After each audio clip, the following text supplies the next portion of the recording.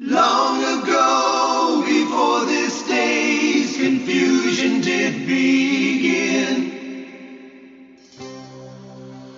throughout the stars did we go wandering.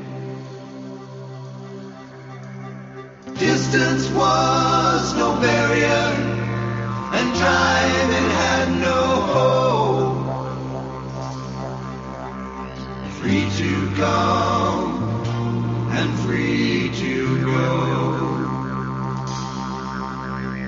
Free to come and free to go.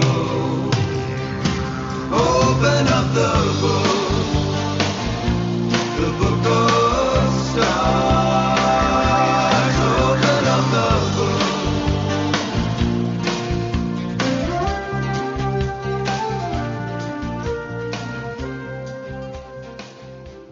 Hello, everyone, and welcome to Karmic Evolution's Astrologically Speaking podcast. I'm your host, SHERI HASAN of Karmic Evolution Astrology, and I'm coming to you on Friday, June 21st, 2024, from karmicevolution.com or any of your favorite podcast stations.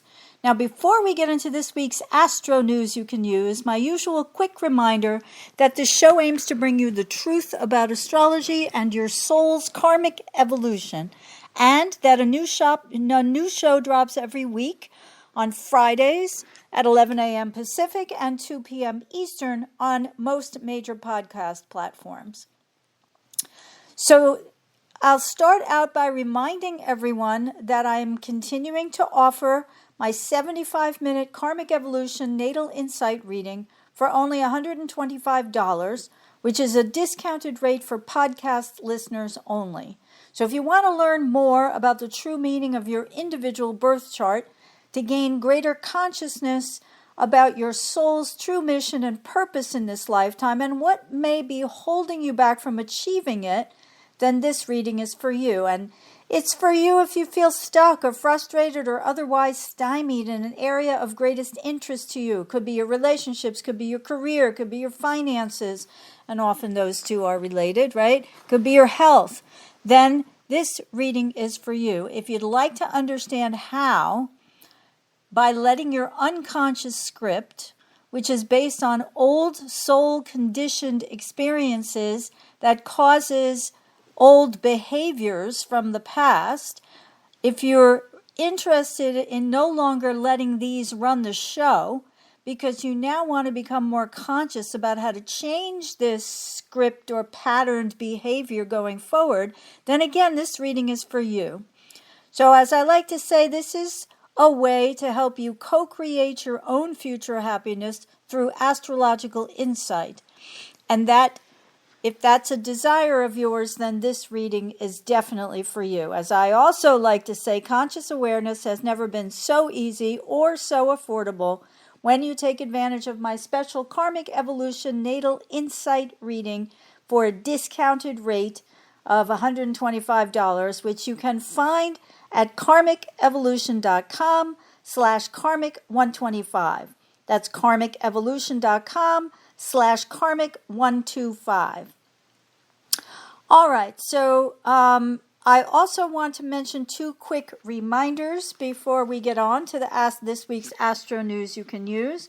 The first is that I was a guest on the New Horizons podcast hosted by Ray Couture, along with guest astrologers, the wonderful Robert Wilkinson and Elizabeth Hazel, during which we discussed the June 20th summer solstice chart set for Washington, D.C. We each gave our individual takes on what that chart looks like or portends for the next season, which runs from June 20th to September 22nd when the fall equinox occurs. And you can listen to that recording now free of charge on YouTube. And you can find it at newhorizonspodcast.org. That's New Horizons with an S, podcast.org. And finally, just a quick reminder that I'm giving a lecture for the Arizona Astrology Group tomorrow, Saturday, June 22nd, at 1 p.m. Pacific and 4 p.m. Eastern Time, titled The Fight for Women's Equal Rights in America, the U.S. Chiron Return, and the 2020 Election. This talk will first delineate the deeper meaning of the natal Chiron aspects, known as the Chiron configuration, in the U.S. Sibley birth chart, and the nation's history of woundedness related to women's equality in partnership.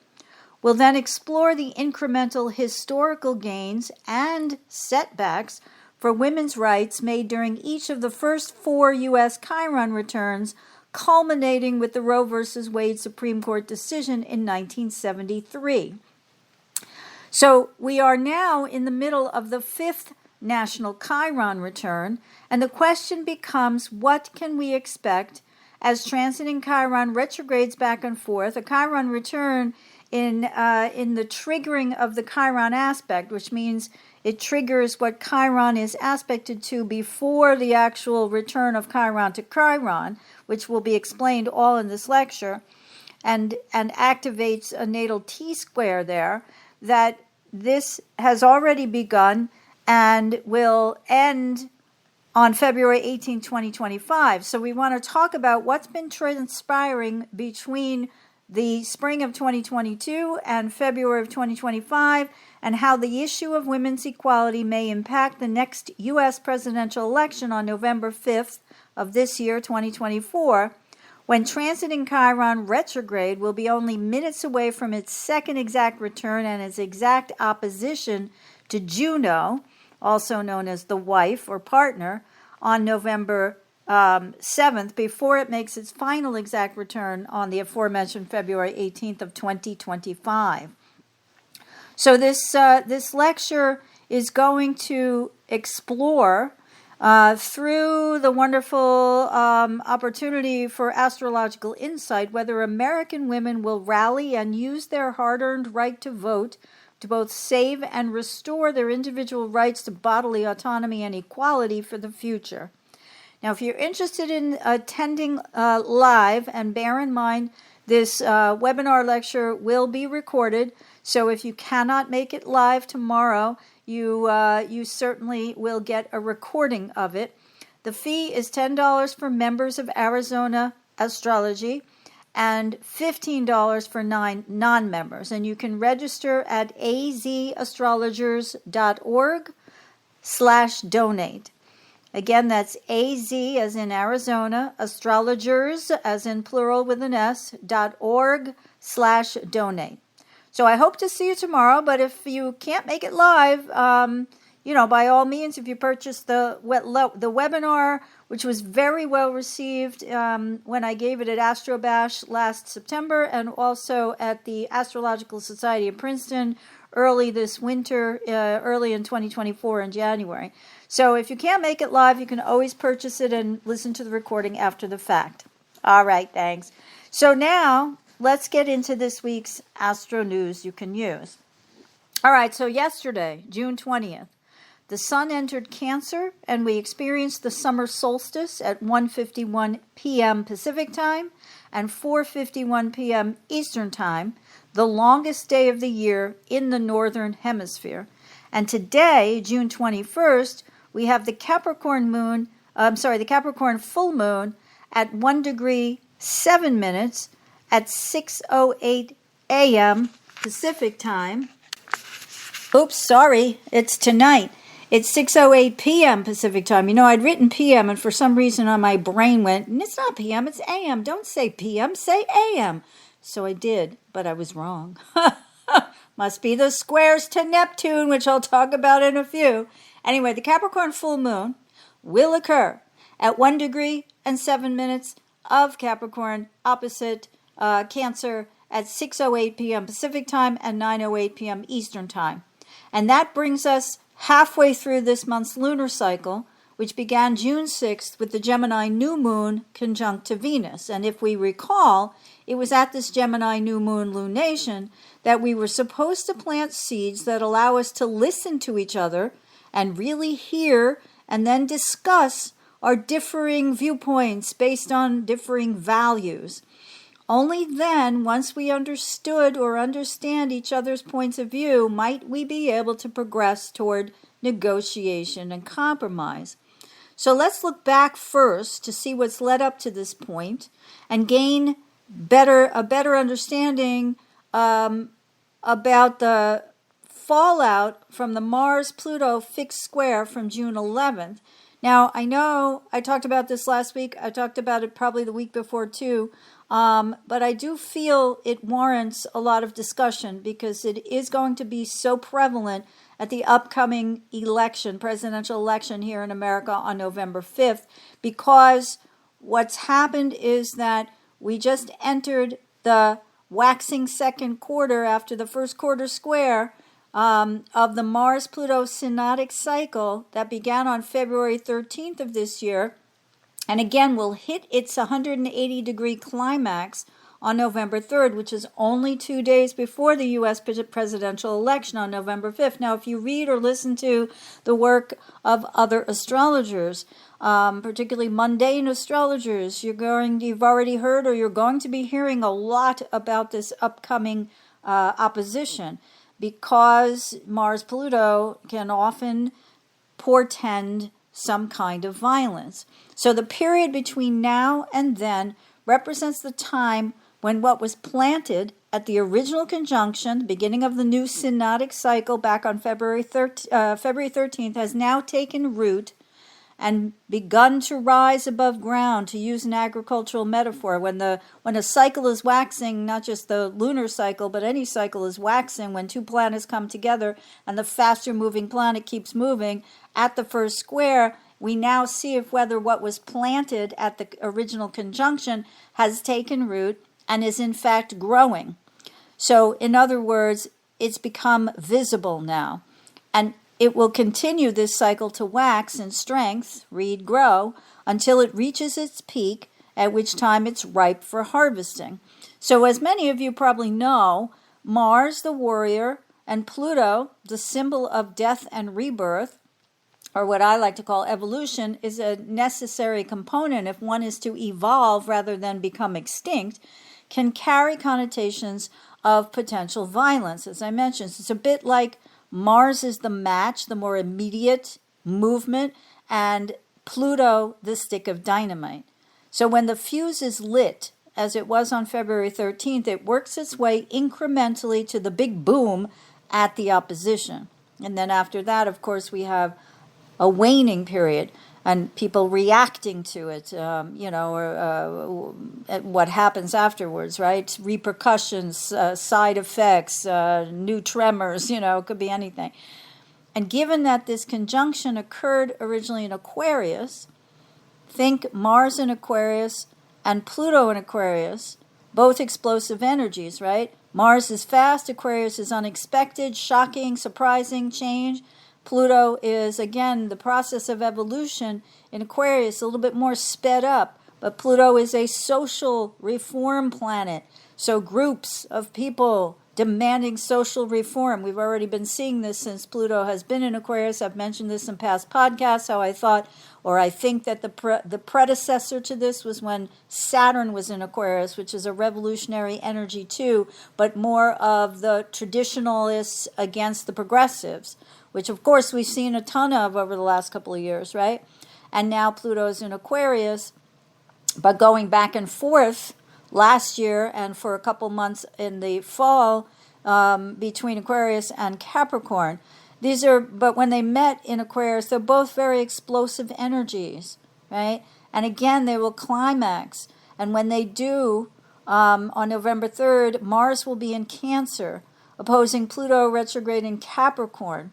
And we can see how the fuse for the first half of this cycle was lit again in February and may well explode right before the U.S. presidential election. So let's first remember our archetypes. Mars, which rules the sign of Aries, is the sign of male sexuality. It also represents energy, proactivity, ambition, motivation, athleticism, military action, etc.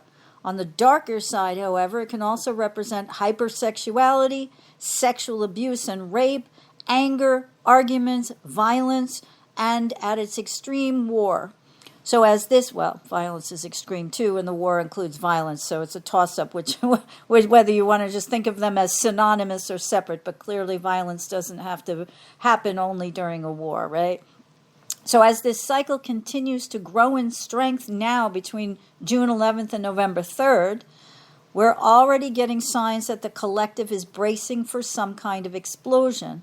That this explosion, which may be literal, but not necessarily so. And remember, I'm looking at things from a U.S.-centric point of view when I talk so much about local politics here, national politics, right?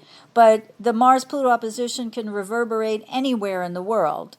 So there may likely be violence in other places as well. We're not just talking about something that will happen here. It's just that this is so close to that election, and this is such already an explosive election that, who knows, right?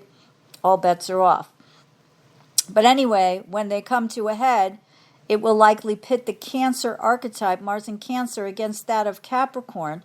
And, I'm going to go back to real astrological archetypal basics here and simply say that Cancer, the moon-ruled water sign, represents the Great Mother and all her inherently intuitive cycles of natural wisdom. Or I should say intuitive natural cycles of wisdom. Mars in Cancer, hell hath no fury like a woman scorned, pitted against the social resistance to future progress of Pluto and Capricorn. This is the last throes, the death knell of Pluto and Capricorn. They're hanging on by their fingernails and their toenails. All right? So this is like, the matriarchy fighting the patriarchy. In a more mundane, metaphorical sense, mommy and daddy are fighting. So mom's the softer, sensitive, more lenient one who says, okay, just one more cookie, honey, while dad is the authority figure who draws boundaries and says things like, no, absolutely not. So, that the recent June 11th first quarter Mars-Pluto fixed square from Taurus, read Mars trying to push Venus-ruled Taurus to bend to Pluto in Aquarius's ideological will, or to resist Pluto in Aquarius's ideological will, right? That's more appropriate, would seem to have led to the June 13th announced Supreme Court decision that those who brought the case against mifepristone use lacked standing. And how on June 14th, the day the sun conjoined Mercury in Gemini, remember I mentioned this last week because I said that I was recording on Thursday, June 13th, and there might be more announcements to come other than those mentioned on last week's podcast. And it turns out there was indeed a Mars-Pluto themed Supreme Court decision in a case brought by the U.S. Justice Department named Garland, as in Merrick Garland, the Attorney General of the United States, versus Cargill, a gun store owner, that declared bump stocks to be legal. Now, for those who don't know, a bump stock is a device that attaches to a semi-automatic rifle, allowing it to fire up to 90 bullets a minute, ostensibly turning it into a machine gun for all practical intents and purposes. And this case, brought by Michael Cargill, a U.S. Army veteran, an Austin, Texas gun store owner who filed the original lawsuit, which the U.S. Court of Appeals for the Fifth Circuit supported, led to the Supreme Court's review and a Clarence Thomas written 6-3 majority decision that claimed a bump stock does not technically turn a semi-automatic rifle into a machine gun. This prompted one legal pundit to label the pains Thomas went through to scrutinize the mechanics of a bump stock enhanced rifle as gun porn, and another to say that this decision is akin to shouting, "It's not guns that kill people, it's textualism," meaning that Aquarian objectivity applied to this decision, or applied to the making of this decision, misses entirely the fact that such an enhancement to this kind of gun may not label the gun precisely a machine gun, but that the weapon can still kill scores of people in a very short amount of time. This is what happened in Las Vegas in 2017 when I think it was 50 people were murdered and 500 wounded when the gunman opened fire from 2 different windows in a hotel above the venue where this concert was being held. So, it's interesting because Clarence Thomas's decision was so technical, right? But it had nothing, it was, it wasn't, I guess I would say, humanistic at all, right? So when they say that the law cuts like a knife, they ain't kidding. I mean, reading such cases based on a principle like that rather than contextually that the gun actually freaking kills a lot of people at one time certainly makes the law seem very, very cold. And as I record this week's podcast on June 20th, we await still the Supreme Court's decision on immunity for former President Donald Trump. The criticism by most of the legal pundits I've heard address this case includes complete astonishment at how slowly this case has moved. Similar to the criticism of Florida's Judge Eileen Cannon, it is and has been, similar to the criticism she's been receiving for her foot dragging on the certified documents case there, most of us cannot believe that the court did not take up this issue with greater alacrity, not to mention enthusiasm. Needless to say, however, this decision may have already arrived by tomorrow, on June 21st, by the time this podcast airs. They do typically drop their opinions on Fridays. So, but if not, we're looking at next week, which ends on Friday, June 28th, before the week after that begins July, and the week of the July 4th holiday. So it seems likely this announcement is coming sooner rather than later, but we'll hear it when we hear it, right? So speaking of courts, we also have the decision from June 19th by the Louisiana legislature that passed a law requiring the 10 Commandments to be posted in every public school throughout the state. This is interesting, too, as this occurred as we waxed toward today's Mercury in Cancer sextile to Mars and Taurus, which astrologer Rob Hand explains in his book Planets in Transit this way, quote, "If you are sure you are right, it is virtually impossible for someone else to change your mind. In fact, you will try to make others change their views. You have a strong urge to persuade, propagandize, and change people's thinking about any matters you are interested in. At its best, this transit enables you to teach others valuable truths you have learned, but at its worst, it makes you stubborn and concerned only with being correct." Now, I would say that usually, from an astrologer's point of view, a sextile aspect presents us with a fortuitous opportunity. I mean, it doesn't have to be obvious. The point is that you have to recognize the opportunity when you see it, because if you don't, it will just pass you by. But the opportunity is present regardless.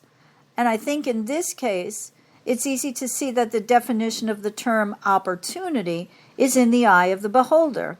And here this may prove true because on June 22nd, the Cancer Sun goes on to quincunx Pluto in Aquarius, calling us to adjust whether we want to use that sextile that came right before it to help others recognize what is true and what is not, versus using it to force our own personal sense of quote-unquote truth based on, say, for example, on religious indoctrination. Now, Venus in Gemini formed a mutable square to Neptune in Pisces June 17th, and later that evening or early June 18th, depending, of course, on your time zone, the planet of beauty, peace, and harmony entered the sensitive, compassionate, family-oriented, motherly sign of Cancer. Now moon-ruled until July 11th, Venus was joined by Mercury in Gemini squaring Neptune, which then moved into Cancer, both on June 17th. They both then quincunxed Pluto, an aspect indicating that some kind of adjustment is necessary between June 17th and 18th, respectively. So it seems clear looking back now that as these personal planets, including the Gemini Sun square to Neptune, followed by the Sun's entrance into Cancer at the aforementioned summer solstice yesterday, June 20th, created an environment of potential wishful thinking, obfuscation of facts, and a loss of, or confusion about one's true identity and beliefs. If we translate that into the current collective environment, we get a lot of potential for branding based on telling people what they want to hear, whether it's something that's possible or not, by appealing to their romanticized notion of how life should be. In addition, we find that kind of, I'm not sure what I believe. I mean, my eyes and my ears and my, or my gut intuition, which one do I trust? Read, I don't know how I really feel, which might well cause us to check out or escape for a while these past few days. These are common reactions whenever these kind of frictional, tension-causing aspects to Neptune, the planet of illusion, confusion, and delusion, occur in the sky. So I'll remind everyone now that Donald Trump has a natal Mercury square Neptune and that he's proven himself to be a brander par excellence throughout most of his business and more recently his political lifetime so far. I mean, to manage to get to the point where you can brand yourself as the next coming of the Messiah or the new Jesus Christ takes a bit of talent. You can't say he's not a good brander in that sense, right?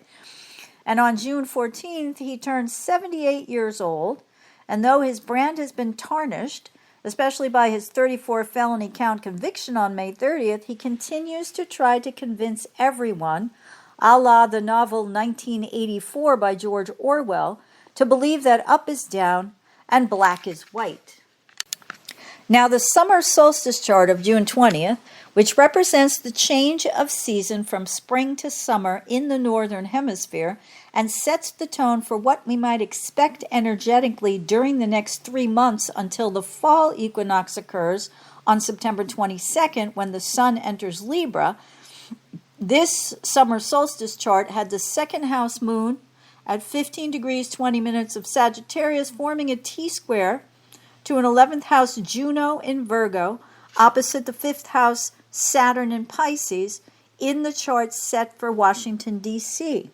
So what does that mean? Well, we've got troubles in the partnership department, in case you haven't noticed. Let me remind everyone that Juno represents the archetypal wife or partner. So this summer solstice chart indicates that the already existing disputes and disagreements between partners will continue throughout the summer. It would seem, especially as we look not only at the U.S., but also at global political alignments, that such disharmony may continue to not lead to the kinds of negotiations and compromises Libra is known for, at least until we get to the fall. Now, the Sagittarius moon falling in the second house in the DC chart, which is ruled naturally by Venus's Taurus, represents what we value most. And so it's the house of resources, because it's through these resources that we can build a strong, secure foundation in life.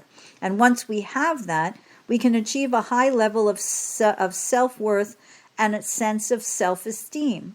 However, the moon here can indicate insecurity about those resources, and therefore an insecurity about our own self-worth. In addition, and remember, we're talking about Washington, D.C. here, so we're talking about America, the capital of America. In addition, because the Sagittarius moon squares both Juno in Virgo, the archetypal signature of the wife or the partner, and Saturn in Pisces, forming a mutable T-square, we have an indication that this solstice chart portends tension between partners who feel overly criticized or who feel held back, restricted, stymied, etc., in the movements that might make them feel most secure. So we know that astrology doesn't take sides. Rather, it simply shows us the energies being reflected from the heavenly realm down onto us here on terra firma. So who feels restricted about what that causes tension between partners? Well, we can look at any issue, political or otherwise, to recognize the vast potential for people taking sides.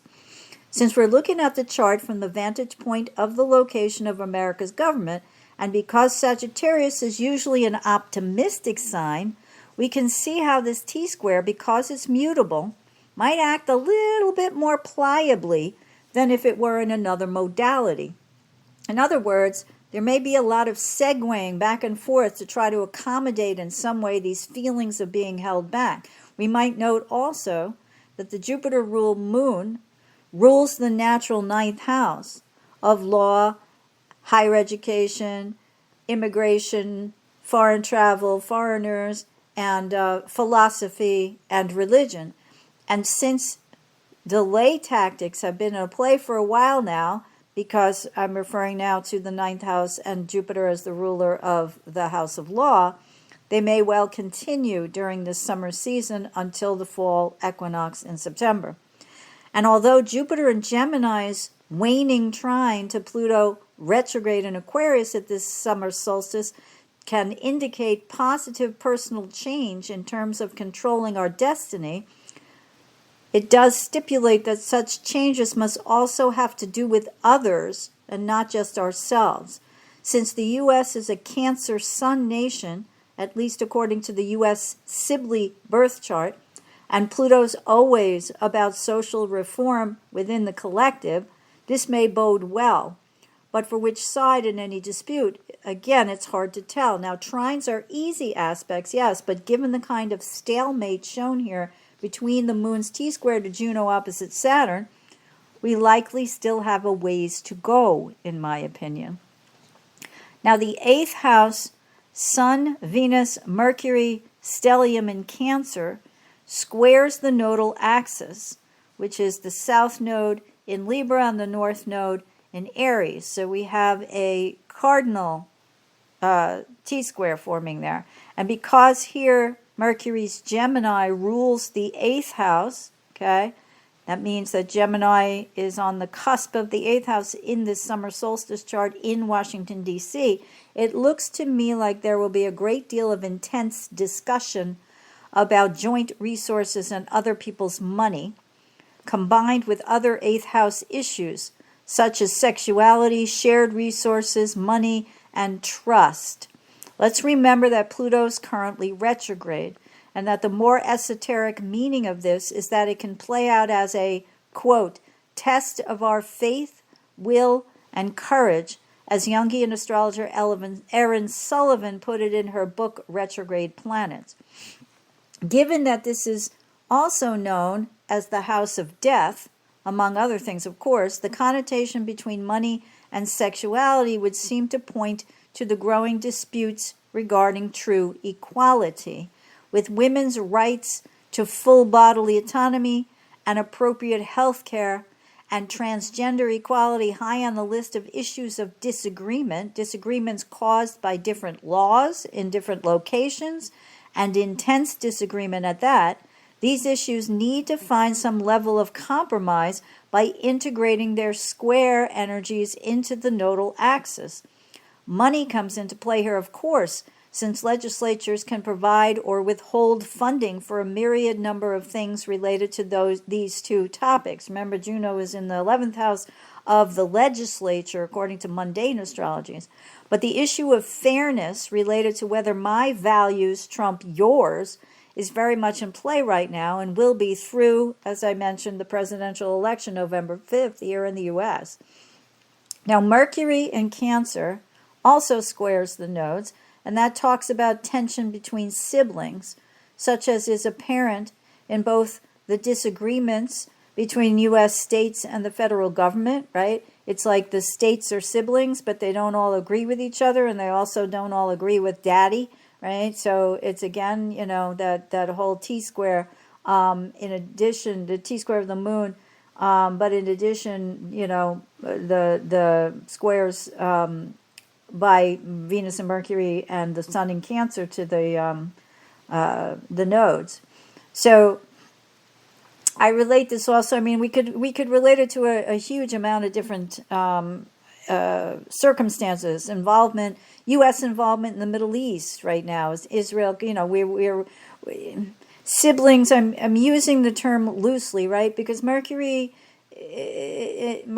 Gemini, which rules this 8th house in this particular chart, is not only about siblings, but also about extended family. So cousins, aunts, and uncles, people who traditionally unfortunately no longer, but traditionally the connotation was put to that because you usually lived in the same neighborhood, right? So you were local to the rest of your family. So I would equate that with the U.S. relationship to Israel, particularly now as Israel continues to pursue eradicating Hamas in Gaza. In the U.S., which has been involved in providing both funding and weaponry for Israel, it's interesting to note that the solstice chart's ascendant is at 1415 Scorpio, which is a partile conjunct to the degree of the May 5th, 2023 lunar eclipse, which was 1458 Scorpio. And what's of interest too is that eclipse conjoined Israel's South Node and Chiron conjunction at 13 and 21 Scorpio, respectively. So there's just some sort of karmic connection here because the rising sign of this solstice chart in Washington is partile, means it's the same degree but different minutes. So it's within a degree, and that's very close. Also, on the issue of partnership and this Sagittarius second house moon's T-square to Juno and Virgo at the summer solstice and opposite Saturn, we have the fact that Vladimir Putin was in North Korea visiting Kim Jong-un, and the two signed a nuclear weapons pact. According to the U.S. Naval Institute News on June 20th, the day of the summer solstice, quote, Russia, North Korea signed strategic partnership treaty, and 6 ROKP-8A Poseidons arrive in South Korea. Russia, it goes on to say, Russia and North Korea on Wednesday signed a comprehensive strategic partnership treaty that included both countries pledging to assist each other if attacked, a move condemned by South Korea, which said it is now reconsidering its policy of providing Ukraine with only non-lethal equipment. Putin also pointed out to the U.S. and other NATO countries providing Ukraine with arms and equipment to conduct strikes on Russian territory. This, quote, this is a grave violation of the restrictions to which the Western countries committed under various international obligations, according to the Russian president.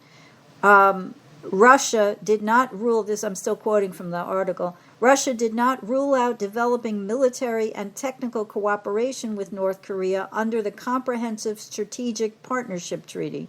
The U.S., Ukraine, and South Korea have already leveled accusations at Pyongyang of providing ballistic missiles and artillery shells to Russia for its war with Ukraine.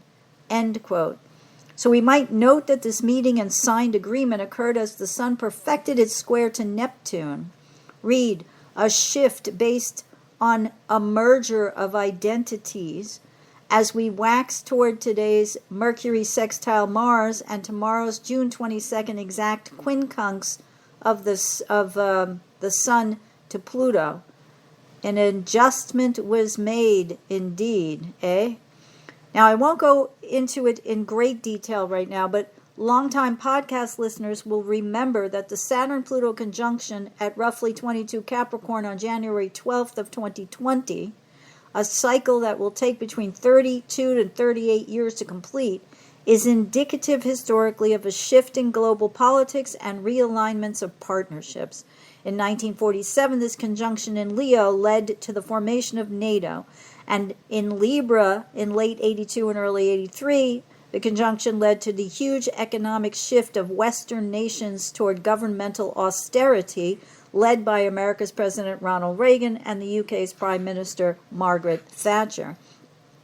So this one, as it's still in its first quarter waxing stage, and to give you some idea about that, Saturn won't exact square Pluto as part of this synodic cycle until around June 23rd of 2028 at 8 degrees and 23 minutes of Taurus, when Saturn is in 823 Taurus and Pluto is at 823 Aquarius. This means that at that time we will begin to see the seeds planted on January 2020, January 12th, begin to sprout.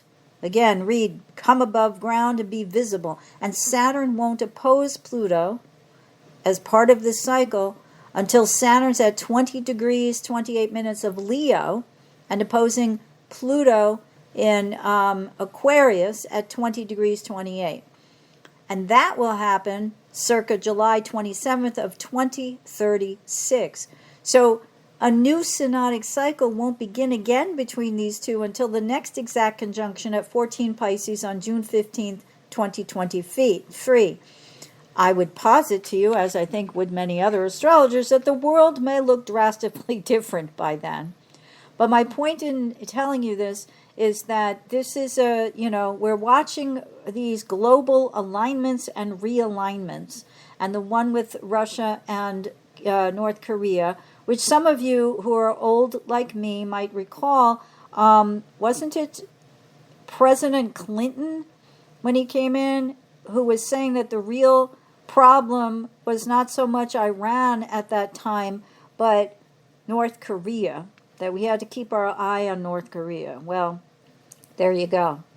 So the Capricorn full moon today, June 21st, again just a day after the summer solstice and the sun's entrance into Cancer, pits the Capricorn moon against that Gemini, Venus, Mercury, Sun stellium, but this time in this chart set for Washington, D.C., from the 12th house to the 6th, with Mercury falling into the 7th house. Now, the tightest square form to the nodal axis, because that stellium is still square to the transiting nodal axis, is from Venus. And that square to the nodes from the planet Venus, or vice versa, the square of the nodes to Venus, which is described by astrologer Celestial in her book, The Lunar Nodes, thusly: there are financial or relationship problems. Extra money is going out that was not budgeted for, and you need to review your financial situation. There is some general disharmony, and the matters of the house ruled by Venus experience a downshift or suffer restrictive elements. Now, I can tell you in this same chart that the houses ruled by Venus are the 9th house, which is that house of law, right? Higher education, philosophical beliefs, religion, and immigration, and the 5th house, which is got Venus's Taurus on the cusp. The 9th house has Libra on the cusp, the 5th house. So Venus will always rule two charts if it's not intercepted. And so the 5th house, creativity, romance, speculation and gambling, children, right? I have equated this house with, given the current circumstances and the disagreements in partnership, because Juno in this chart, although the moon has moved on to Capricorn, Juno is still opposing Saturn in this chart. Okay? So, the Sun and Venus and Mercury are all waxing toward trine to Saturn, but Saturn is about to station retrograde. So the Sun isn't actually scheduled to perfect a trine to Saturn until July 10th. And there others will have passed their opportunity to do that. So it's interesting because, a lot is going to happen between now and the next 3 weeks, because 2 weeks, because we've got the culmination tonight of this Capricorn full moon, and we've got the Sun, we've got, as I said, Mercury trined Neptune, Mercury squared Neptune, Venus squared Neptune, when they were in Gemini, and the Sun squared Neptune yesterday at the right before the summer solstice. So because Neptune is at 29:54 of Pisces at the Capricorn full moon, so they're all waning. But in this particular Capricorn full moon chart, the Sun is at 1 degree 7 minutes of Cancer, and it is still square to the 29:54 Neptune in Pisces. So there's a lot of confusion, illusion, delusion going on, and that it's not over yet. And part of it is going to, represent this theme, right? But the big thing that I would say is that when you have a Capricorn moon reflecting the light of the Cancer sun back onto itself, and in this case, the sun is connected to Venus and Mercury, all in sensitive Cancer, right? And they are all of them are square, although they are waning in intensity, but the moon is at 1 degree 7 Cap, and it's also square to Neptune at 2954, right? So there's a lot of illusion, disillusionment going on. And in what realm? About partnership, right? Which partnerships are real and which ones are not? Who are you for and who are you not? Who do you love and who do you not? There's a lot inherent in this. And again, the tensions are really when we have the sun square the nodes, it's a matter of whether or not you are projecting your own identity onto another. So the sun is always a father figure. Again, the political nominees for president, most especially Donald Trump, who is excellent at projecting an image and branding himself, right? There is the potential for the collective to continue to project onto somebody who is not necessarily presenting themselves as who they really are. The same could be said about Venus in the sense that we may have values that are associated with projecting onto others. So we may enter into relationships with others because we see them as more than they actually are, or because we perceive them, because Venus is in Cancer, as family. And again, the Mercury also squaring the nodes, but having the moon reflect back the Cancer light of the sun onto these nearby planets is, who's your brother, who's your sister, who's your family? I mean, in Cancer, family, family, family, right? So what happens is when we have a full moon and the moon is projecting back to the sun, and in this case, some of the planets associated with it, because they're all pretty close together, is that the Capricorn moon is the adult and the Cancer is the child. It's not even really, we could talk about mother, father, or we could talk about female, male, and that's definitely inherent in these archetypes too, but it's not literal, right? So Cancer is a feminine energy, and Saturn ruled Capricorn is a masculine energy, but you don't have to be a man to have masculine energy, and vice versa, right? So what I'm trying to say is that the Capricorn moon, as all of these are forming a cardinal cross to the 9th house South Node in Libra for this chart set for the Capricorn full moon in Washington, D.C., and the Aries North Node in the 3rd house, right, is that you need to grow up. The moon is saying, stop whining, stop crying, stop, because you've all just squared, you Sun and you Venus and you Mercury, but particularly your Sun, you've just squared Neptune. Hello. It's like, you got to cut it out. Stop crying about being a victim and put on your big girl pants and big boy pants and get out there and do something. Because the North Node in Aries, particularly in the 3rd house, says speak out. All right. And, we've known for a long time that Chiron has been in the mix. Chiron is conjunct to Eris. It's waxing into conjunction with Eris and the asteroid Hygeia, which is about health. It's healthy. You can heal your wounds, past and present, by talking about them, by airing them, right? We don't want to just react unconsciously because of them. We want to be aware of them and make others aware of them so that they can understand us, right? Juno opposite Saturn. Let's talk about it, like I said before. And then we can better come to a negotiated agreement that will result in a compromise. Now, I'm going to end this podcast by noting something we'll talk more about next week, which is that Saturn is going to retrograde, station retrograde. He's slowing down now at 19 degrees and 26 minutes of Pisces on June 29th. And he will retrograde back to 12 degrees. Let me see, 12 degrees. I know it's 12. Let me just see the...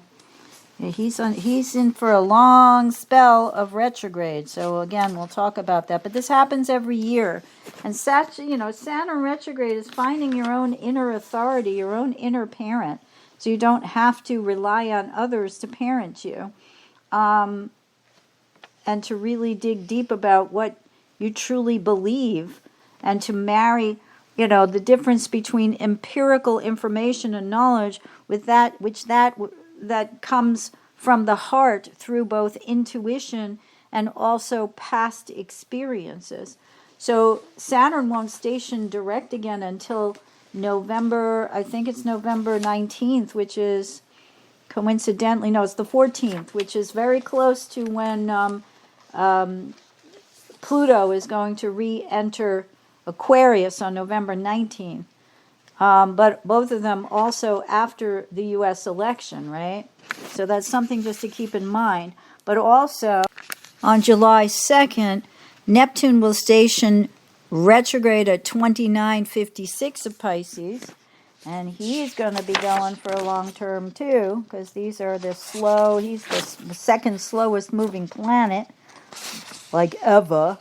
And his retrograde lasts until he reaches 27 degrees, 6 minutes of Pisces, circa December 6th. I have the December 6th. It's either 6th or 5th, 6th or 7th, because it just depends on your time zone. But let's see what my calendar says is the 1st, I think. December 1st? Where are you? Nope, that's November. Huh. Where'd you go? Huh. Yeah, and Mars is going to station retrograde on December 6th. But anyway, it is... I found it. December 7th. Okay, yeah, we got a lot of retrogrades coming up then, but we'll talk about that later.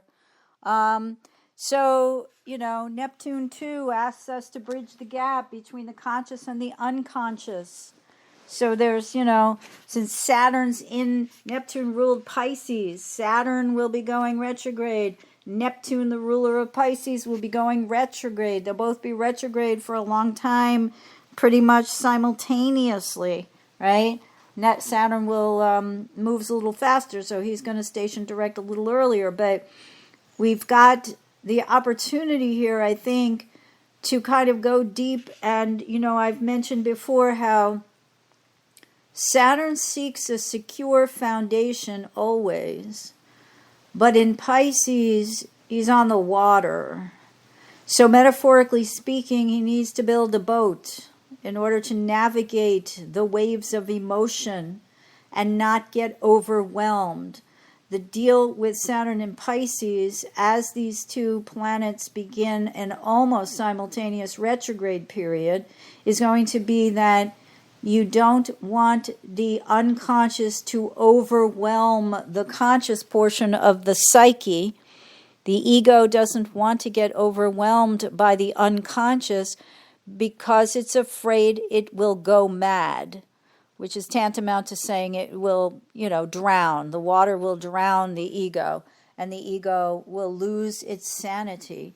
So it will be very important, and we will talk about this next week, during this period, to really go deep. There's another kind of, with Saturn, which is always the authority figure, right?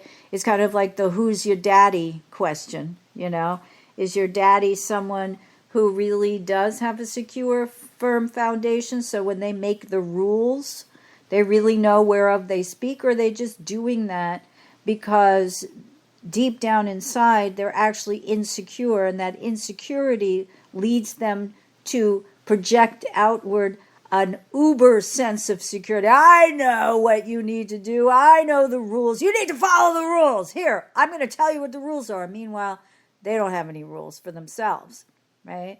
So, it can be a kind of, well, it can certainly be a fascinating journey. So we'll talk about that. But again, this isn't something that's, foreign to us. It happens every year. So, we won't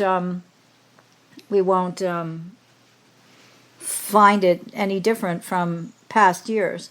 But what I want to say too is just to remind everybody, right now, the Saturn ruled Capricorn moon is reminding at this lunation the Cancer Sun, Venus, and Mercury that it can't hide when it's hurt. It can't cry. It can't moan. It can't whine or sulk behind closed doors. Again, can't play the victim.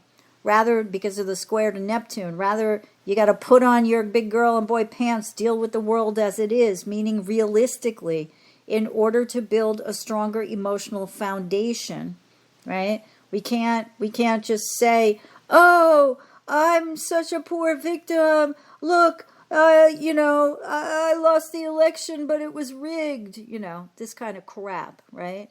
So, we want to really get hold of reality. The Capricorn moon's like, look at the reality, for Christ's sake. Stop telling me all this, garbage. That's just not true.